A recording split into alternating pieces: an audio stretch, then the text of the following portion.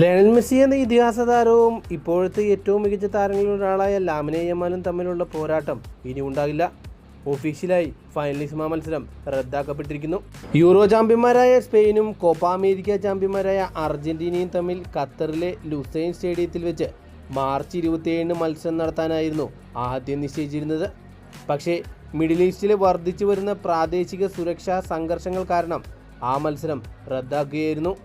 March 27 നിന്ന് മറ്റൊരു ദിവസത്തേക്കോ മറ്റൊരു രാജ്യത്തേക്കോ മത്സരം മാറ്റാൻ ഇതുവരെ ശ്രമിച്ചുകൊണ്ടിരുന്നു.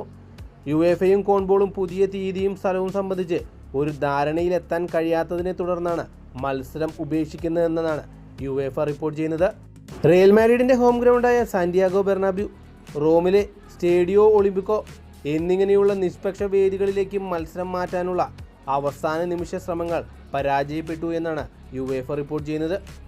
ലയണൽ മെസ്സിയും ലാമിനെ യമാലും തമ്മിലുള്ള ഏറെ പ്രതീക്ഷയോടെ നമ്മൾ കാത്തിരുന്ന ആ പോരാട്ടം 2026 വേൾഡ് കപ്പിന് മുമ്പ് നടക്കില്ല എന്നത് ഇപ്പോൾ തീരുമാനമായിരിക്കുന്നു.